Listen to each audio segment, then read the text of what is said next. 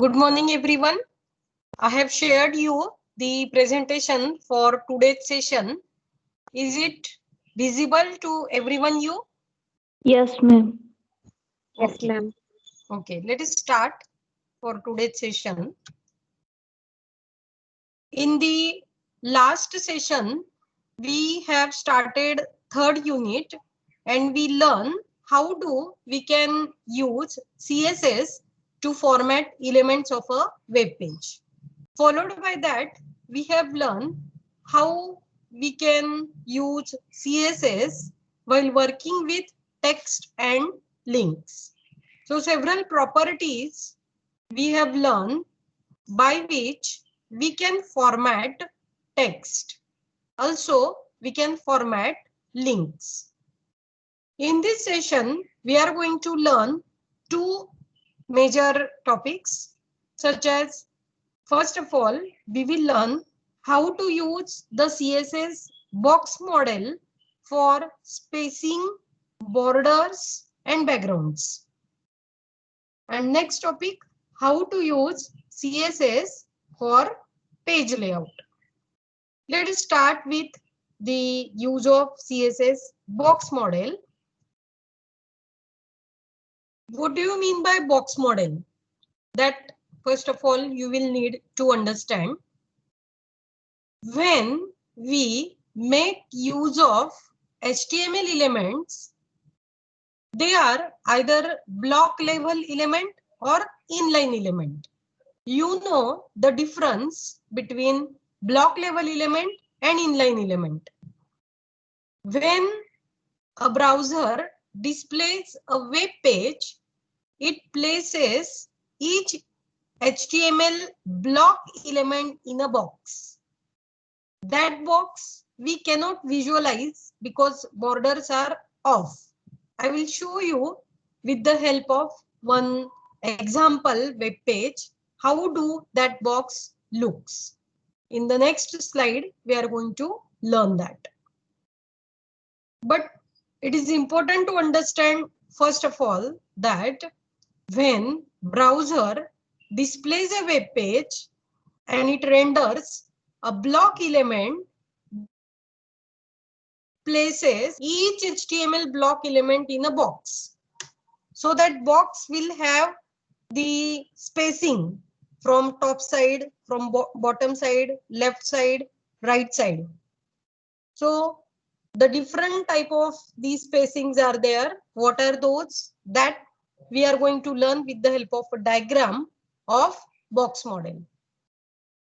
The use of this box model is it becomes easy to control the spacing, borders, and other formatting for element like divisions, headings, and paragraphs.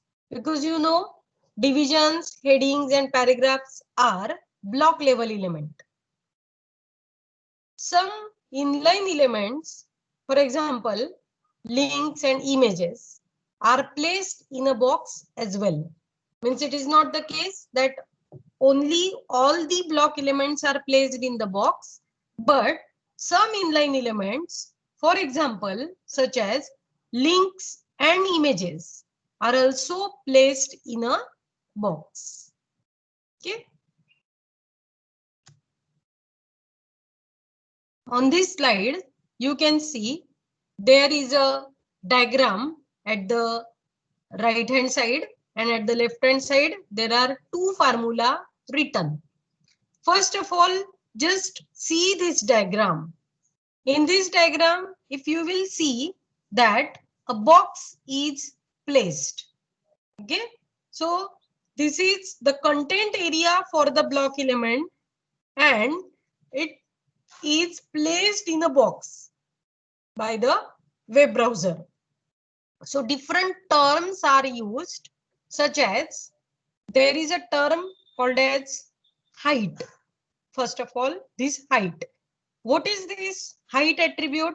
This is the complete height which is taken by that particular text or the content that you included in that block level element. So that is the height. This is the total height. Then side. So padding top. Padding top means what?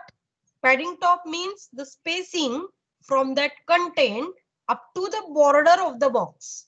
So that total space is called as padding top. That is called as padding top. And border top means the border of the top side. If you want to set the size of the border top or the style of the border top, then this attribute border top we have to select. Then there is another term which is called as margin top. So what is this margin top means? This margin top means the size which will be from the box, border top box to the margin of the browser window. So that one will be margin top. So this is what all about the top side. Similarly, we will have for bottom, such as padding bottom, border bottom, and margin bottom. Similarly, we have from the left side, such as padding left, this left side space, border left, this left side border, margin left, this space which is from the border to the browser's window, so that margin left. Similarly, at the right hand side, we have padding right, we have border right, then we have this margin right. This is margin right. Okay. So this way, these are the different terms which are involved in the box model. The different measures are there. Now, how do we can calculate the complete height of the box then? So it is computed, this complete height of the box. How do it is computed? See, height if we want to compute, we have to consider what? The top and the bottom one. The top and the bottom one. So we have to add top margin plus top border plus top padding plus bottom padding, then bottom border and margin bottom. These total will give the height of this complete box. Similarly, what will be the formula for calculating width of the box now? This will be the width. So for width, what should be added? The left side measures plus all the right side measures. So left margin plus left border plus left padding plus width of the content, complete width of the content plus right padding, right border and right margin. Okay. So this will be the height and width. So height of the complete text means height of the text plus these particular measures, and width means this complete width plus this left side measures and the right side measures. So this way the box model can be understood and we can make use of all these properties to set the borders and the spacing, the different type of the spacing we can set, such as this margin top you can set according to our need. This padding you can set according to our need. We can increase it, we can decrease it like that. This border top, the border size, the border style, if we want to set, then that we can set by using these particular properties. Okay. Now see here, with the help of example, I will demonstrate you that how do this box is put in the element, which is the block level element. So let us type code by using Notepad++.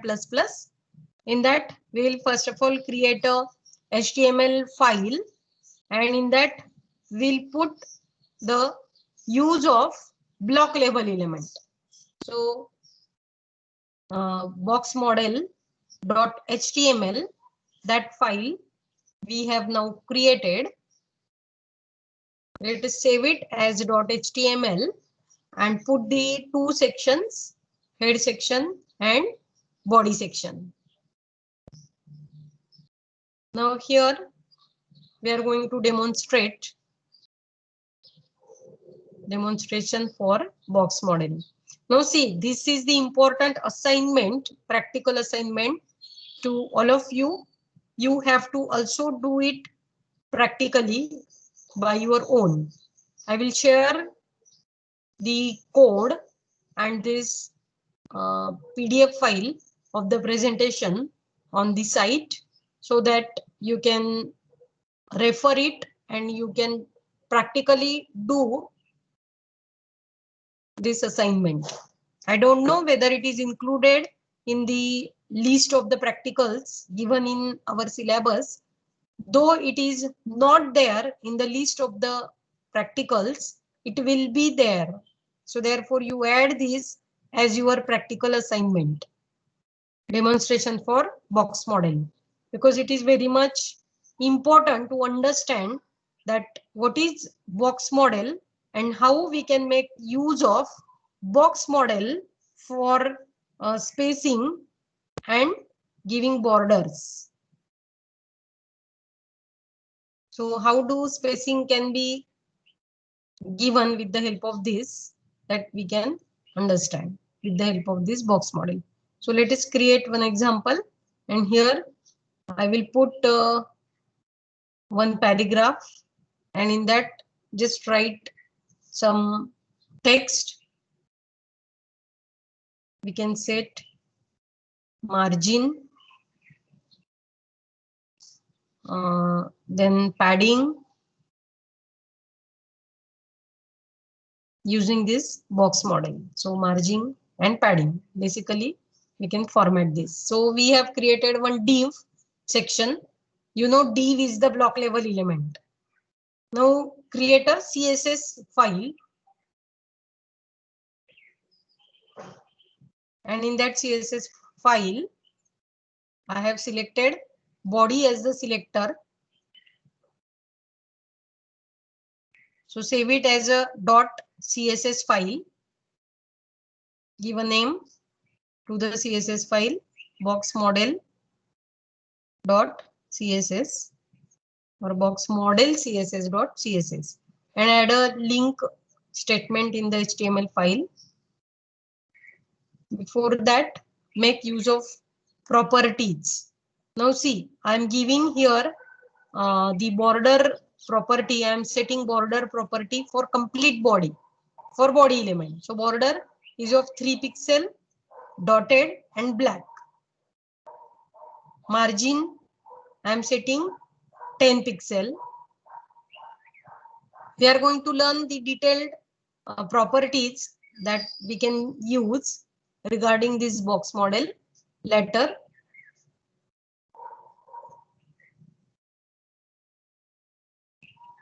So for body, we made use of border and margin. For main, hash main, we are giving border 2 pixel, solid, black. Give width to this block, means to the div block, 500 pixel. Margin to the div block, 20 pixel. Padding to the div block, 10 pixel.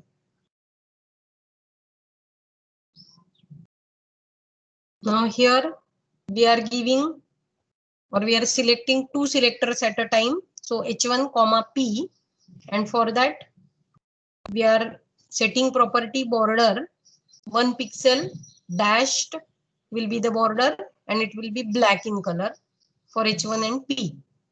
And padding for H1 and P is 10 pixel.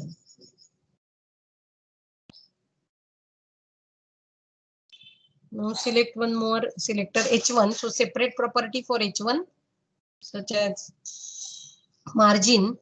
We are setting for H1 margin, let's say 0.5 EM, 0.25. So margin we can use as a shorthand, or you can separately give, such as margin top, margin bottom, margin left, and margin right. I will explain you later that how do these properties can be used in detail. All the properties we are going to discuss. For the P element, just give a property, separate property for P. The common properties we set for H1 and P, such as border and padding. And for P, we are giving margin as 0 and padding left 15 pixel. Okay, so this is the CSS file that we have designed, and now in the box model we have to link it. So for body we set some properties. For div main we set border, margin, padding and width, and again for H1 and P we set border, padding, margin. Okay, now link this file in the HTML. So make use of link element. So link rel is equal to style sheet.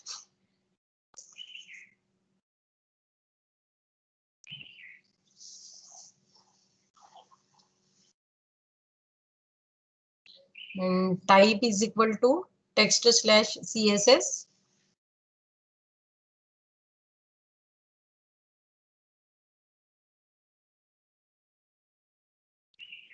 Href is equal to box model CSS dot CSS. And another property, type is equal to text slash CSS. Close the link element. And now see the output in the browser. We have linked the box model CSS.css. Here we have a div section whose ID is main. In that we have H1 and P. Okay, just two lines we have put. One line in H1 and another line in P. And now we applied the box model CSS. So how do this output can be viewed? See, for body, complete dashed border is there. Then for div main, there is a border. Then for H1, there is a separate border. And for P, there is a separate border. And the different settings are there, such as see, padding and margin. So how much it should be. So that size is also specified. So for H1 and P, it's a dashed one, and therefore it is dashed border. For body, it is dashed, and for the div, the border is not dashed, and therefore it is looking that. So like this, see here, this H1 and P and div are placed in a box. Okay, so that boxes we have displayed by making use of border attribute, so that we can on by making use of border attribute. By default, those borders we cannot see, because otherwise our intention is not see the borders of the text, means the content. We just want to read the contents properly. But why do we need to understand this box model? Because with the help of this box model, we can easily format the spacing, format the borders, format the padding, and that will allow us to properly design the web pages. Okay, so therefore we are learning here the box model. Now, by using this box model, we can set heights and widths. So for setting heights and widths, there are properties that we can use in CSS. So what are the properties that we can use for setting heights and widths? So first of all, width is the property that we can use to specify the width of the content area for a block element, and that width can be specified as a relative value or as an absolute value. Okay, so relative value we specify by using percent, absolute value directly by using the px. You know that which are the relative measures and which are the absolute measures. We have learned them. So for width, we can specify that relative and absolute value, and it is specifying the width of the content area. Now in the diagram of the box model, you have seen that what do you mean by width. So it is not necessary, or it is not, once again, I have to repeat that what do you mean by width of the content area for a block element. So this is the property. Now you can also specify auto as a value to the width. If you want width of the box calculated for you should be based on its content. Okay, means whatever the content that you are inserting into that element, and according to the size of that content, the browser will decide the width. There is no value given by the user, but the browser will take it automatically according to the need. When this will happen, if you are giving auto as a value to the width, and by default auto is the value to the width property. Okay, so this is what the meaning of auto as a value to the width property. Next to that, height property. So height property is used to specify the height of the content area for a block element. Again, it can be relative value, it can be absolute value. We can have auto as a value to the height. The meaning is again same, that the height of the area will be calculated by the browser, and this is the default value. Auto is the default value. Now, this width can be divided into two sub-properties such as mean dash width and max dash width. So a relative or the absolute value that specifies the minimum width of the content area for a block element. So this will be the least value of the area regardless of the content. This should be the minimum width that we want.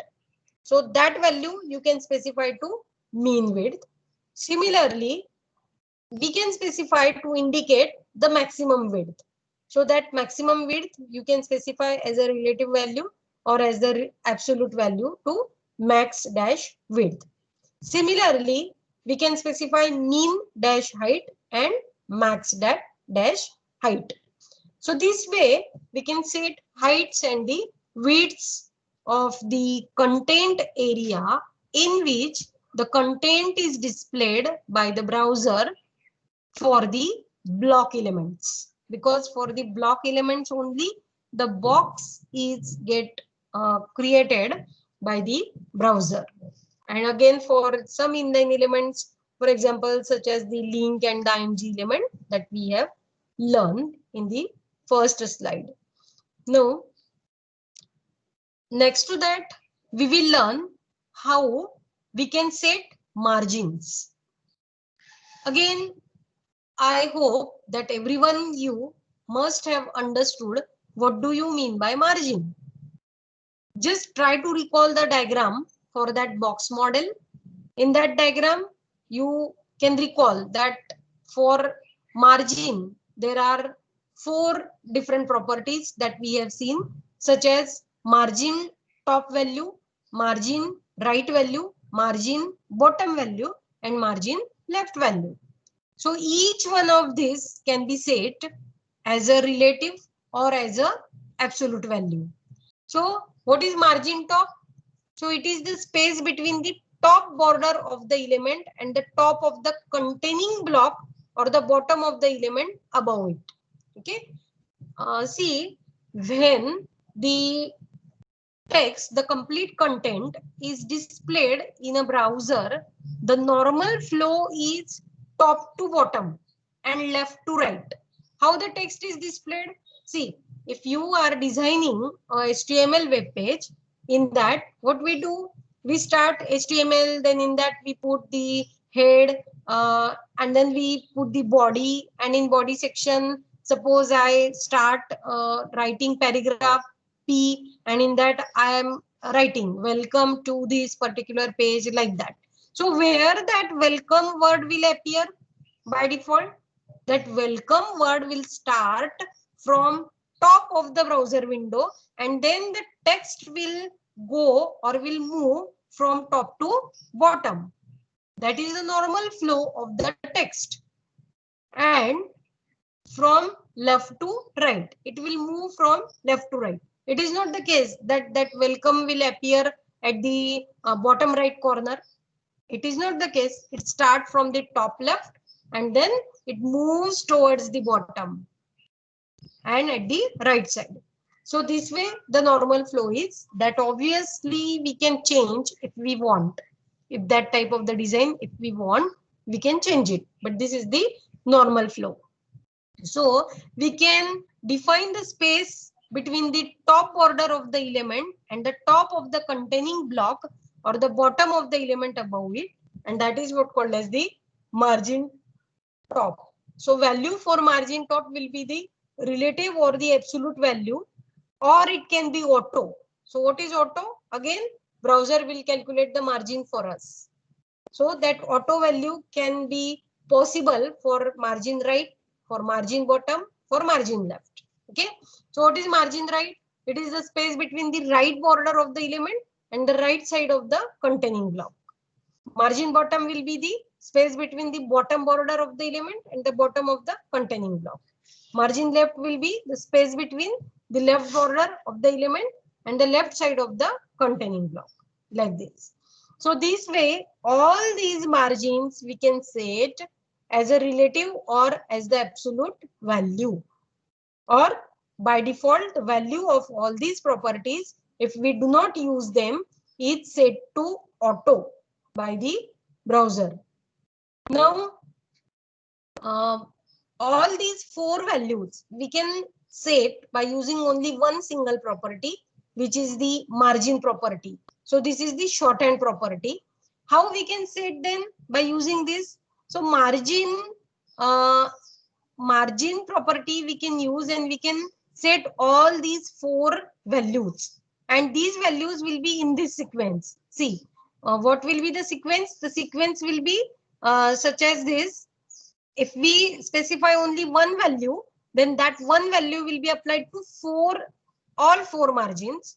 But if suppose you specify only two values to this margin attribute, then those two values are applied to the top and bottom. One value will be applied to top and bottom, and the another value will be applied to right and left. See, the value to the margin can be only one value. So if we specify only one value, it will be applied to all four margins. If you specify two values, then those are applied to, first value will be applied to top and bottom, and second value will be applied to right and left. If you specify three values, then first value is applied to top, second value is applied to right, and the third value right and left, and the third value is applied to bottom. First value to top, second to right and left, and third is to bottom. And if you specify four values, then in what sequence it will be applied? Top, then right, then bottom, and then left.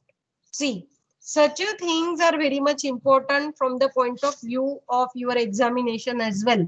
I can give you one example of the question, that if in margin, if two values are applied, then what will be the sequence in which those two values are applied? So first answer will be first value to top and bottom, second will be right and left margin. This will be the first option. Second option can be anything else, such as top and left, bottom and right, like that combinations can be made. So you should have knowledge, proper knowledge regarding this. So therefore, such a small things you should try to understand, you should try to remember them, and you can use them practically, so that you can remember easily and you can give the, or you can choose the correct answer. Okay, so this way we can set the margins. Then after that we will learn how do we can set padding. How do we can set padding? So for setting padding, what is padding? You know that this is the space between the multiple sides of the element to the borders, to the different borders. So padding top. So it will be again the relative or the absolute value that defines the space between the top of the element to its top border. So that is the padding top. Similarly, padding right, you can set relative absolute value that defines the space between the right side of an element and its right border. Similarly, padding bottom. So it is again can be relative or the absolute value that defines the space between the bottom of an element and its bottom border. Similarly, padding left. that will be the space between left side of an element and its left border. Again, it can be absolute or the relative value. Again, you can make use of shorthand property called as padding. And by using this padding property, all these four values can be assigned at a time. So if you specify only one value to this padding, then that value will be applied to all four sides. If you use two values, those are applied to the top and bottom, first value to top and bottom, and second value to right and left. If three values are specified, that are applied to top, second value to right and left, and third to bottom. And if four values are applied, then those values are applied in the sequence top, then right, then bottom, and then left. Okay. So this way we can set the padding. Now we can set borders. Okay.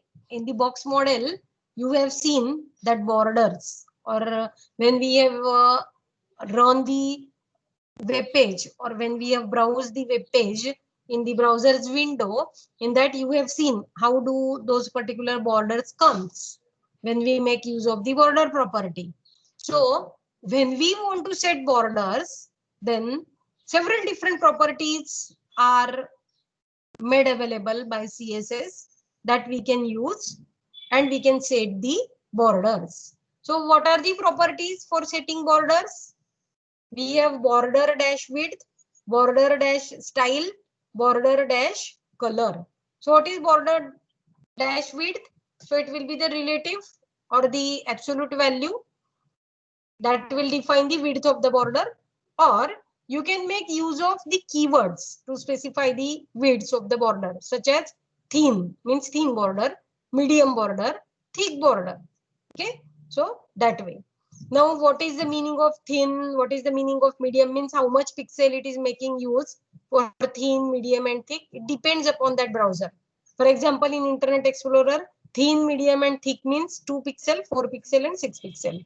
While in Firefox, thin means 1 pixel, medium means 2 pixel, and thick means 3 pixel by default. Okay. So likewise, these keywords can also be used. Then border style. So you can make use of the values to this border style, such as possible values as a value to this property border dash style. It can be dotted. You know the meaning of dotted, dashed, solid, double means double line, groove like border. You must have seen this groove like border. Similarly, ridge border, inset border, and outside border. So these are the possible values. What are the possible values? Dotted, dashed, solid, double, groove, ridge, inset, and outside. Again, none is the value. None means it will not show you the border then.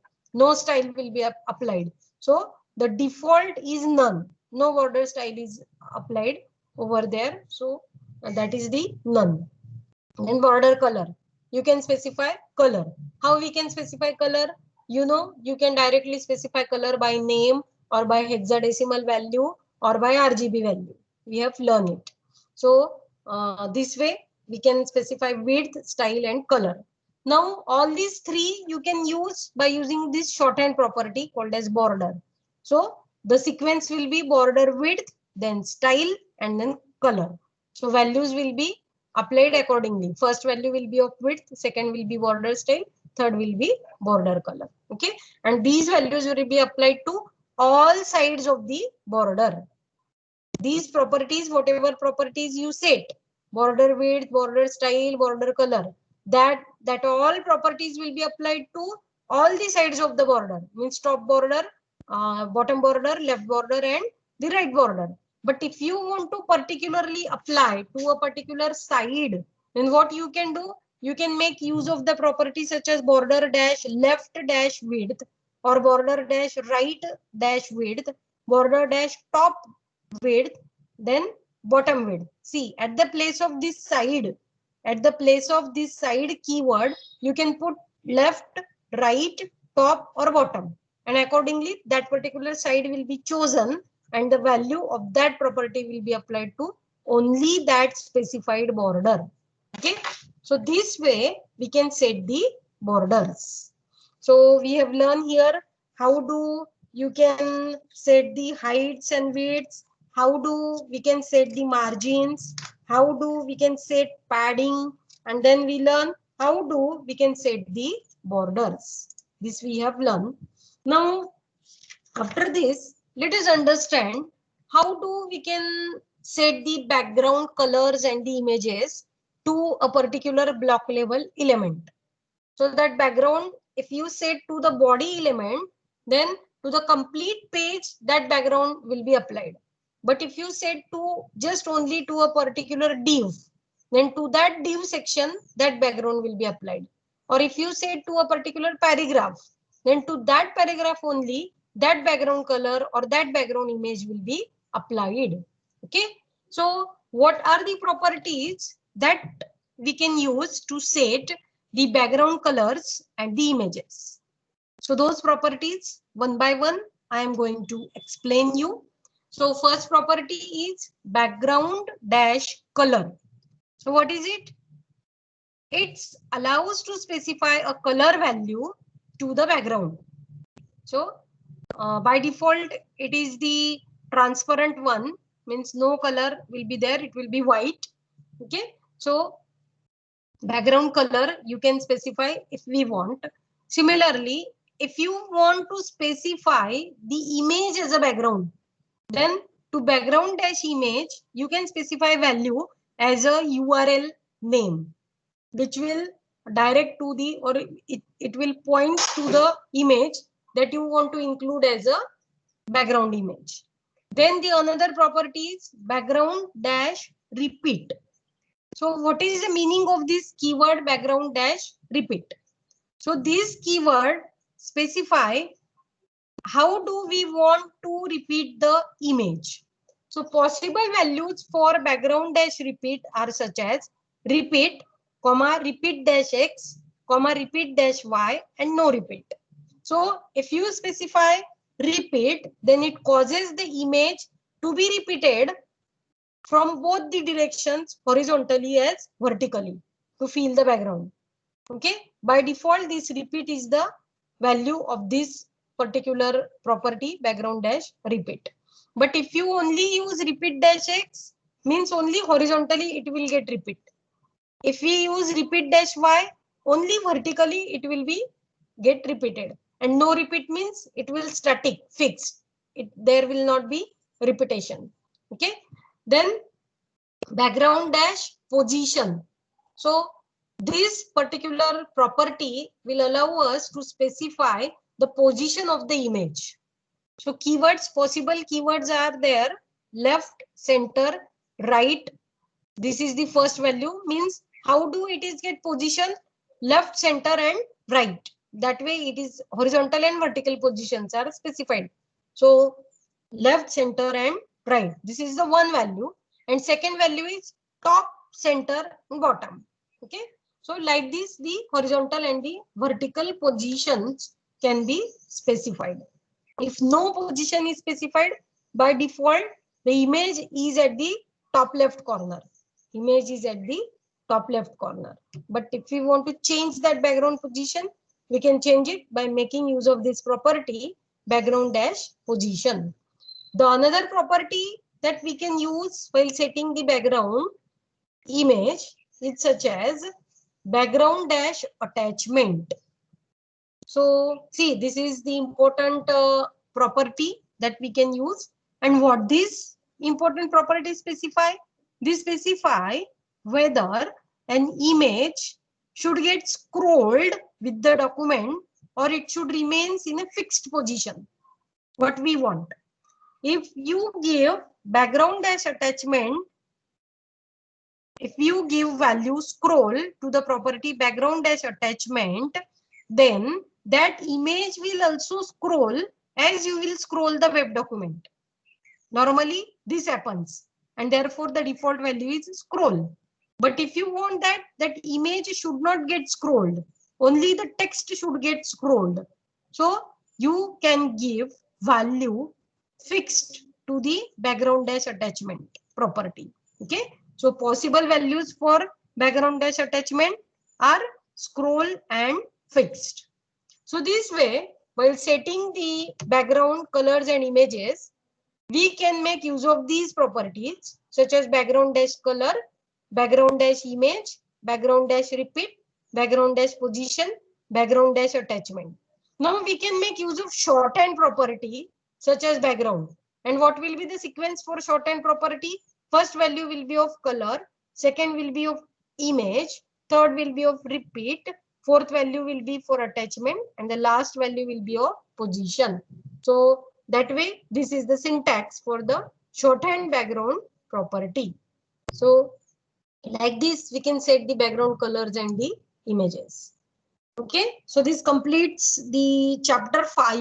If you are making use of the Muraj HTML's book, then you can find that this particular topic we have covered from chapter 5, and this chapter 5 is explaining us how do we can use the CSS box model for spacing, borders and backgrounds. And now next to that, we are going to start the next chapter in which we are going to learn how to use CSS for page layout.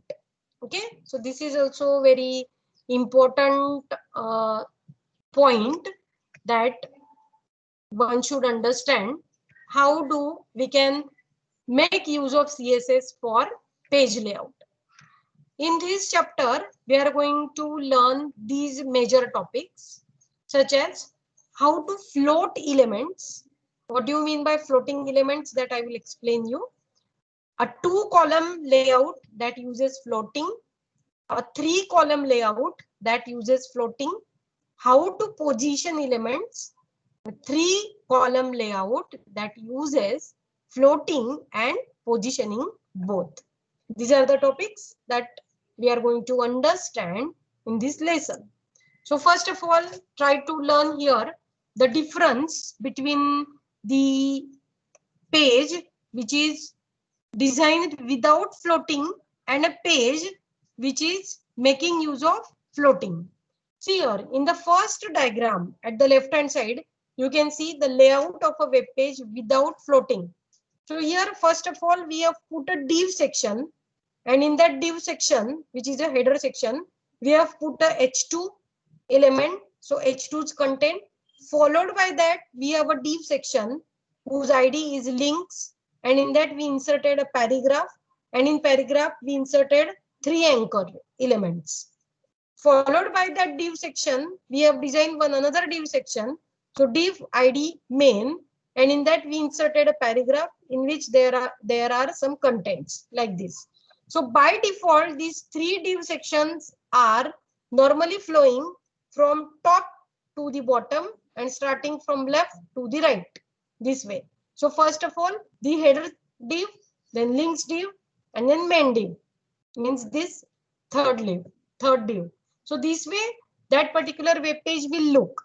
But if we are making use of floating, you can float a particular div section that we want to any side. If you want it to left side of this div section, you can put it to left. If you want it in center, you can put it in center. If you want it to right, then you can float it to the right. Here you can see in the right hand side, there is a diagram which is showing that these 3 div sections are displayed like this. We have a div section header which is without float, this div section main which is also without float, but this links div is floated to the right. This links division is floated to the right, and therefore see, by default it was after header and then links, but here this links is now floated to the right side of the main. So this way that particular web page will look, the output will look this way. Okay, so this is the page without floating, and this is the page in which we have used floating. I will explain you with the help of example how do this floating can be implemented. But before that, try to understand the properties that we can use for floating the elements. So which property we have to use in CSS for implementing the floating? Float is the property. See, float is the property. And possible values for the float property are left, right, and none. So if I give float left, then it will be floated to left. If I give float colon right, it will be floated to right. And none means no floating. So none is the default one. Now, when we have floated some particular section, and if you want to clear that effect to the next coming elements, so how do we can clear it? So for that, we have to make use of the property called as clear. So this clear will determine whether an element is cleared from flowing into the space by floated element. So possible values are again clear either from left floating or from right floating or from both floating or none. None is the default value. Okay. Now I will explain you one example in which we are going to understand that how do this floating can be implemented. Let me type a HTML code for that. So here I am typing the HTML code. So let us start this. So HTML page, we are typing in a Notepad++, save it as a .html file. I am saving it into our usual folder today, which is on the desktop. So give name to the HTML file such as say float HTML. In that we are going to insert a head section. In head section, let us insert the title element, use of floating elements using CSS. This is very important feature that normally we have to use when we are designing the web pages. So div ID, 3 div sections I am going to insert. Div ID D1, then second div I will insert and I will change the ID to D2, and the third div I am going to put whose ID is D3. Okay, so see here 3 div sections we have inserted. First div section whose name is D1, in that just put a H2 element. Learn here use of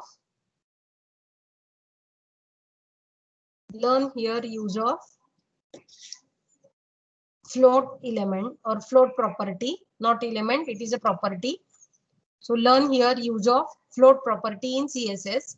In second div section whose ID is D2, I am inserting a list, say UL list, on order list I am using. So some li elements, list of the items I am going to insert. Let me insert say 3 items. So 3 times li I have inserted in UL. So the different topics we are going to learn in this, or we have learned in this, are such as introduction to web development in this subject. The second item of the list is features of HTML5. We learn introduction to web development, features of HTML5, features of CSS. Okay, so in first div we give just a heading H2. In second div we inserted one sample list, unordered list, and in third div I am giving an H3 element. Try to use all these features, okay, that we have learned in web development in HTML5 and CSS. Okay, so that I have written in H3. So this way 3 divs are inserted, D1, D2 and D3 in HTML page. And now open one another instance of the Notepad++. Before that, see the output. How do the output of this particular web page see? See, first div, learn here the use of float property. Second, list, and third is try use of all these features. Okay, so this way it looks. Now in the another instance of the Notepad++, I am going to type a CSS file. So save it as a CSS file. So cascaded style sheets files, that option I am searching here, .css. Okay, and now give the name of the file as say float css.css. Okay, make use of the link element, add it after the body element, link rel is equal to style sheet, rel is equal to style sheet, type is equal to text slash css, and href is equal to, what is the name of the css file we given, float css.css, float css.css. Close that link element, save it, and now I am going to refer the three divs by their ID, hash d1, first div section, second div section d2, and third div section d3. Third div section d3. Okay, and to one div section we will make use of float property. So I will give border to all the three divs so that you can identify them. So first div is border 1 pixel solid black. Okay, and then padding I will give, so value to padding 0 pixel. So all it will, okay, I'm separately given two values to padding I have given. So first value will be for what and second value will be for what, you know it. I have given two values to padding. Then for D2, width 17 EM. You should know what is the meaning of EM now. Such a questions will be asked in your examination. Width 17 EM, float right. See, this is the important property. Now you see the second section, D2 section, in which we have inserted a unordered list. To that we have applied a float property, and value of the float property is right. And I am increasing the font size of li element to 16 pixel so that you can see it.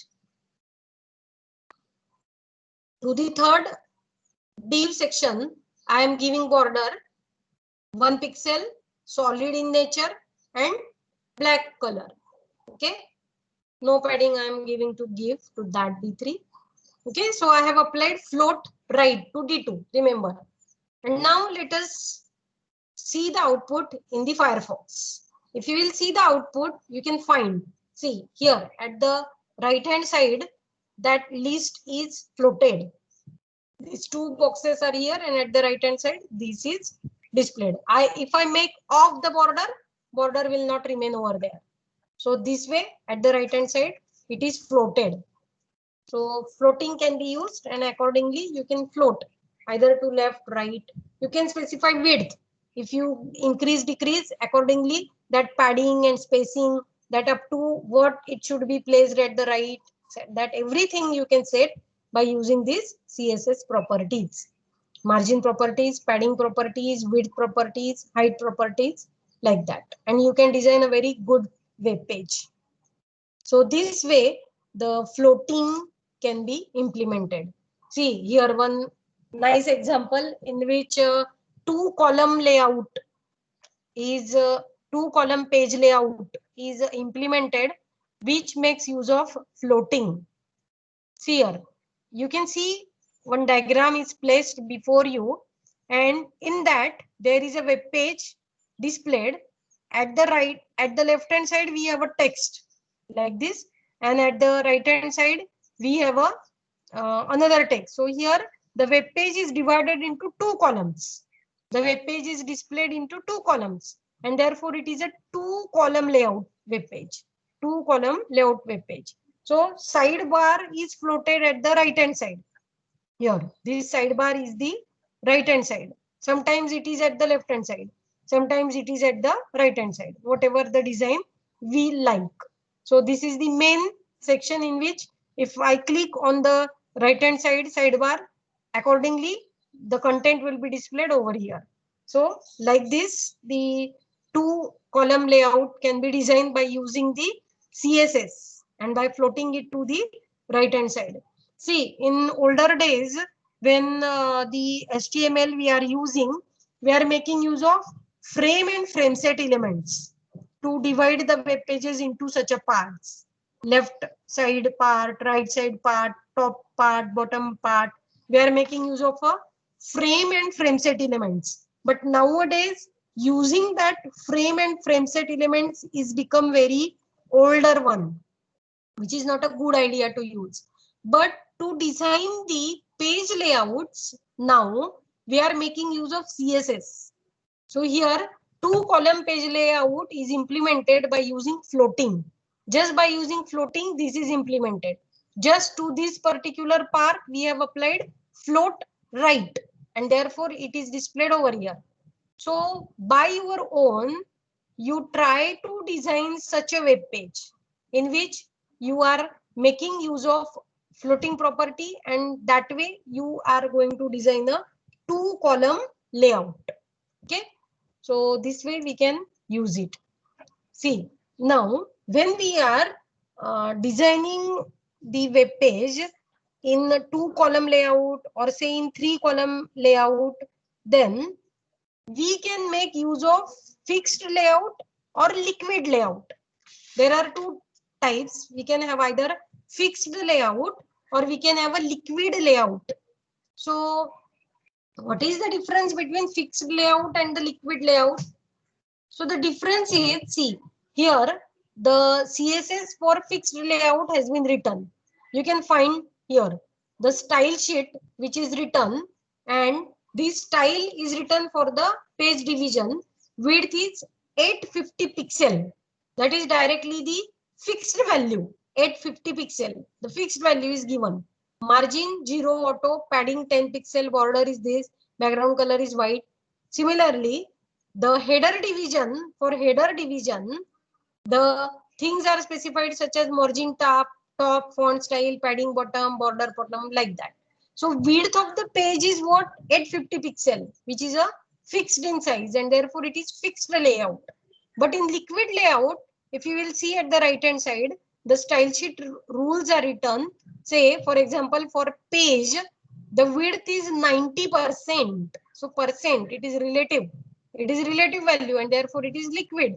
If you resize the browser's window, if it is maximum, if it is minimum, so accordingly it is going to adjust in the liquid layout, and therefore it is 90%. Similarly, for news, it is 35% of the page or the 35% of the browser's window. Similarly, for main, it is 40%. So normally liquid layout is used. Fixed layout is not that much used. Liquid layout is mostly used by the web designers.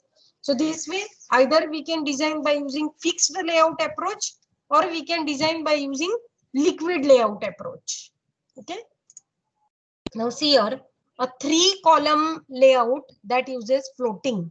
So here, this is the left floating, right floating, this is center floating. Okay. So thus this way 3 columns. This is also a good web page that you can see. It is just giving the information about one particular book. So here the recent releases in the first column, in the second column about that new book, and here in the third column maybe like advertisement or some review type of the things are displayed over there. So you have to practically implement both type of the layouts, the 2-column web page layout and a 3-column web page layout, which makes use of floating. That is the assignment for you. Though it is not given in your list, I don't know whether it is given in the list or not, but somewhere, whatever the application that you are designing or any assignment that you are designing, in that you make use of 2-column layout for one assignment, 3 column layout for the another assignments. Like for example, table of contents of the book or a newspaper. So for the newspaper, you can implement 3 column layout. For the newspaper, you can implement 3 column layout. Like this, you have to implement it practically by making use of CSS and in that floating property. Now, next to that, in this lesson, we have to learn about how to position the elements. How to position the elements. So we can position the elements by using different CSS properties. So what are the different CSS properties that can be used for positioning the elements? That we are going to learn here. First is position property. So what will be the value for the position property? So what can be the values to the position property? These are the possible values. Position can be either static, it can be absolute, it can be fixed, or it can be relative. These are the 4 values. Now, what is the meaning of static value to the position? Static is the default value.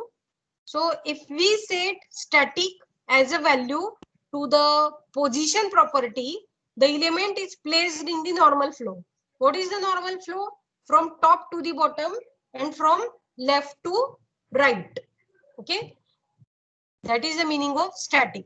Then what is absolute positioning?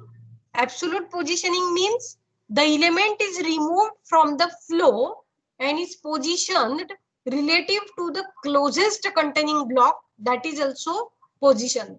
Okay. So the value to the position is determined by the top, bottom, left and right properties. So like that is the absolute positioning. Like that would be absolute position. So that is the absolute positioning. The next type of the positioning is fixed positioning. So what is fixed positioning? Fixed positioning means the element is positioned absolutely relative to the browser window. The position is determined by the top, bottom, left and right properties. Okay. So element is positioned absolutely relative to the browser window. See here, relative to the browser window. And the fourth way of positioning the element is relative positioning. What is relative positioning? The element is positioned relative to its position in the normal flow. The position is determined by top, bottom, left and right properties. So there are 4 different ways for positioning the element. First is static, which is by default. Second is absolute. Third one is fixed. And fourth one is relative. So static means elements are placed in, in the normal flow. Second is absolute. Normal flow is removed and it is positioned according to the closest containing block, that is position. And fixed means it is position relative to the browser window and therefore it is fixed. And relative means relative to its position in the normal flow. Okay. Now we have the another properties that we can use for positioning the elements, such as top, bottom, left, right and Z index. So what is the use of the property top? So to the top, you can specify the position of the top of an elements box for absolute or for fixed positioning. Okay. Or the offset for the relative positioning. For static, it is not needful because the element is in the normal flow. So it is that. So we do not specify any value in the case of static. But if we have fixed, absolute or relative, then you can give value for the top, for the bottom, similarly for the left side, similarly for the right side. Now see, when we are making use of the absolute or the relative positioning or again the fixed positioning, what happens? The normal flow is removed. So in that case, what may happen that due to the values that we have given to the positioning of the elements, what may happen? There may be overlapping in between the elements that are placed. So in such a situation, if you want to determine what should be the priority that should be given to that element while positioning, so that you can obtain by using Z index.